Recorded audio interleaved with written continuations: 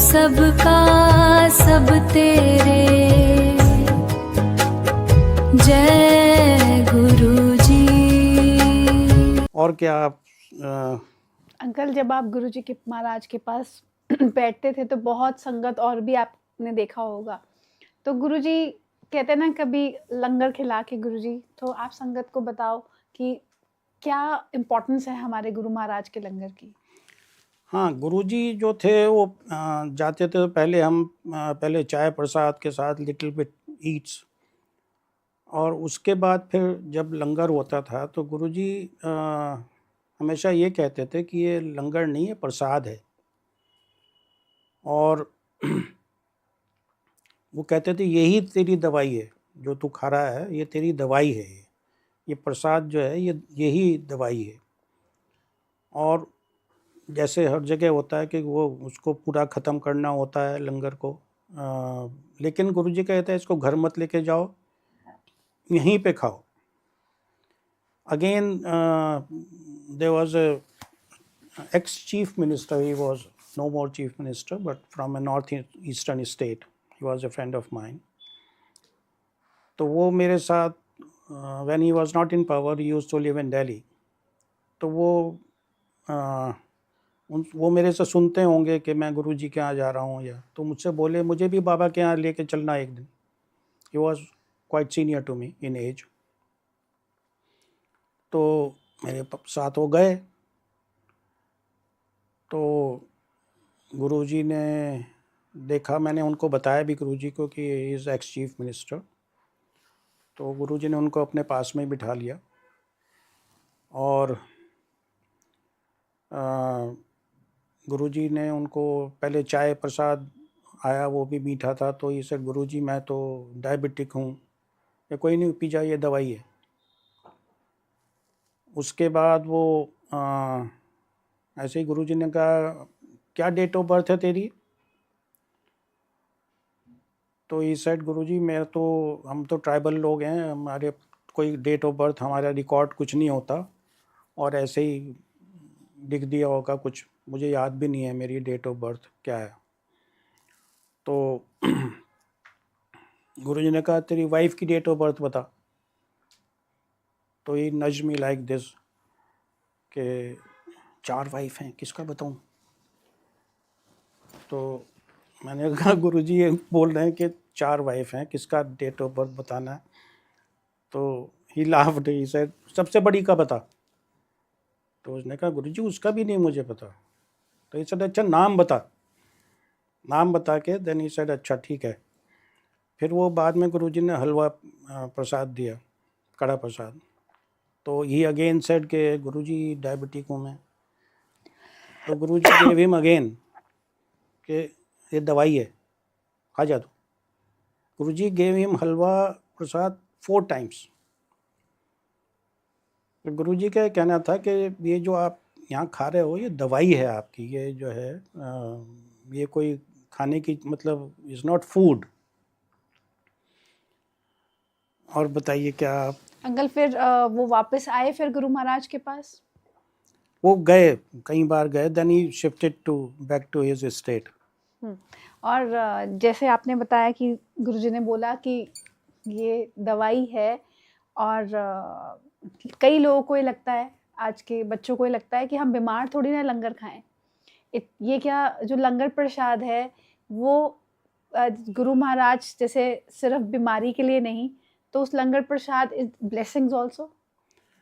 वही सब चीज़ है जो गुरुजी के आपके यहाँ से आप लाते हो, वो एक तो आप शब्द सुनते हैं, वो संदेश है, और उसके बाद जो लंगर है जो वहाँ आपको खाने के लिए मिलता है, वो ही आपकी ब्लेसिंग्स हैं, और गुरुजी उसी के थ्रू आपको अपनी ब्लेसिंग्स ट्रांसफ़र कर रहे हैं। एक बार ऐसे ही हुआ कि गुरुजी कई बार हम जब जाते थे तो वो संगत बैठी है, वो बाद में फिर सब लोगों को आज्ञा बुला के देते थे, चलो जी चलो जो चलो चलो चलो। और कई लोगों को नहीं बुलाते थे, वो उनको बिठाए रखते थे। तो हमारे बच्चे उस टाइम छोटे थे, तो हमें भी कई बार उन्होंने जो है आज्ञा नहीं दी, अब हम सोच रहे हैं कि भाई सुबह ही जाना है, बच्चों का स्कूल है। तो गुरुजी देखते रहते थे, बैठे हैं, पर कभी रात के 2 बजे, रात के 1 बजे फिर कहते तो चलो चलते हैं। अब कहाँ ले जा रहे हैं हमें नहीं पता, कभी किसी के घर ले गए, कभी बड़े मंदिर ले गए रात में।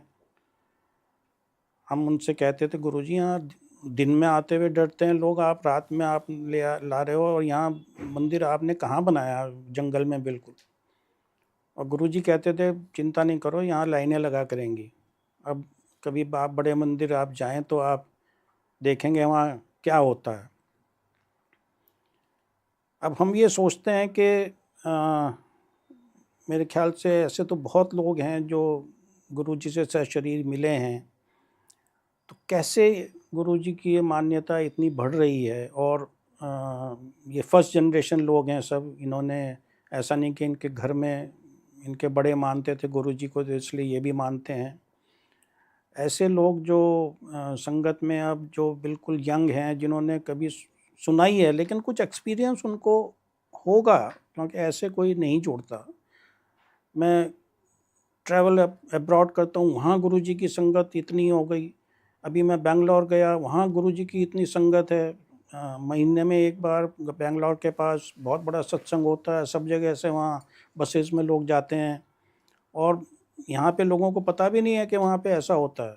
गोवा में गया, गोवा जैसी जगह में जहाँ आप जाइए गुरुजी की फ़ोटो लगी हुई है। देयर आर पीपल, लेडीज़ जिनके यहाँ पे टैटू है गुरुजी का, और वो ये मतलब उनसे पूछे भी आपका क्या एक्सपीरियंस है, कि हम तो हैं गुरुजी की वजह से, हम कभी मिले नहीं गुरुजी से, अपना हमारा क्या एक्सपीरियंस है। अब उनके एक्सपीरियंस आप सुनेंगे तो घंटों लग जाएंगे।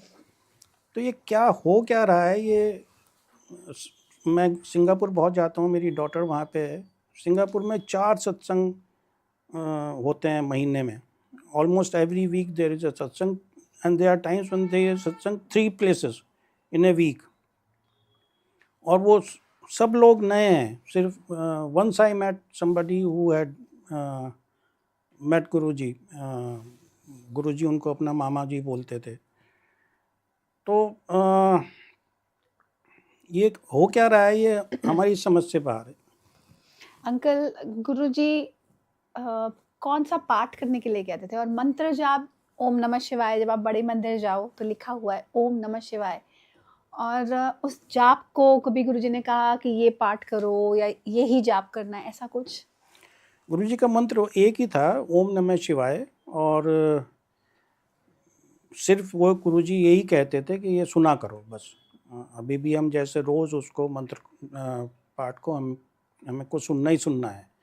तो व्हाट आई थिंक वो ही गुरुजी का एक मंत्र था, ओम नमः शिवाय। अंकल, आप जब बड़े मंदिर जाते हैं, आपने गुरुजी को फिजिकल फॉर्म में देखा, मिले, और जब आप गुरुजी 2007 में जब गुरुजी ने अपना शरीर छोड़ा तो आपको कैसा लगा, और उसके बाद जब आप मंदिर गए तब आपको कैसा लगा? जब गुरुजी ने समाधि ली तो एक जैसे वॉइड आपको महसूस होता है कि जैसे एक शक्ति आपके ऊपर थी, आपके माता, आपके पिता, जैसे उनमें से कोई चला जाए तो एकदम से आप सक्षम हैं, आप सारे काम कर रहे हैं, बड़े हो गए, आपके भी बच्चे हो गए, लेकिन आपको एक वॉइड महसूस होता है कि वो चले गए। तो वो हमको एक फीलिंग आई कि अब गुरुजी भी नहीं है, अब किसको कहाँ जाएंगे, किसके पास जाएंगे। लेकिन जैसे मैंने पहले भी बताया कि हमें ये महसूस अब होता है कि वो हैं, वो मतलब उनको आप आवाज़ दीजिए वो सुनते हैं, और सिर्फ अपने लिए नहीं औरों के लिए भी सुनते हैं। हम कहते हैं गुरुजी देख लेना, ये अभी भी हमने एक किसी के लिए एक प्रार्थना कर रखी है, माय फ्रेंड्स वाइफ, और she is fighting with cancer.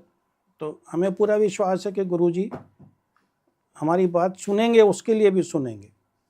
उसको मैं रोज़ सुबह भेजता हूँ, जय गुरुजी, उनका मैसेज आता है, भैया आई एम गेटिंग बेटर। तो वो सिर्फ हमारे को नहीं देख रहे हैं, औरों को भी देख रहे हैं जो हमारे साथ किसी तरीके से जुड़े हुए हैं। अंकल, जैसे आपने बोला कि गुरुजी सिर्फ हमारे साथ नहीं, सबका कल्याण कर रहे हैं, वो दिख रहा है आज लाखों में लोग गुरुजी के पास हैं। आज सोशल मीडिया पे बहुत गुरुजी के लिए लोग स्वरूप को, गुरुजी के फोटोज़ को कलर चेंज करते हैं, सब कुछ करते हैं, उसके बारे में आप क्या बोलना चाहेंगे? हाँ, वेरी गुड क्वेश्चन। देखिए, ये कहा गया है कि महापुरुष जो होते हैं कि वो आप करे आपे करावे। तो जैसे हम सत्संग में कहीं बाहर जाते हैं या कहीं भी जाते हैं तो गुरुजी के टाइम में एक सेट ऑफ शब्द थे और वही गुरुजी उनमें से ही सेलेक्ट करते थे। और अभी हम कहीं जाते हैं तो नए नए तरह के वो फिल्मी पैरोडी पे भी सुनते हैं हम भजन, या वो हमें बड़ा अजीब सा लगता है। पर देन अब लोग जैसे चेंज कर रहे हैं तरह तरह से, वो यूट्यूब पे या फोटोशॉप में बहुत कुछ हो रहा है। तो मेरा ये मानना है कि ये गुरुजी आप करे आपे करावे, गुरुजी करा रहे हैं सब। वो देख रहे हैं, अगर उन्हें किसी चीज़ को नहीं कराना होगा वो रोक देंगे, या आपको मैसेज आ जाएगा कि ये नहीं करना है। हम कहते हैं जनरली जब भी जाते हैं कि शब्द वही रखें तो अच्छा है, पर अभी सिंगापुर में ही मैं गया एक जगह, तो उसमें अजीब अजीब किस्म के वो शब्द थे। तो मैंने उनसे कहा कि भाई ये जो है गुरुजी के टाइम में जो बचते थे वही रखने चाहिए। बोले साहब वो यंग बच्चे फिर इनसे जुड़ते हैं, इसलिए हम रखते हैं। तो ये सब गुरुजी की वो है, वो देख रहे हैं, आप करे आपे करावे। तू सबका सब तेरे, जय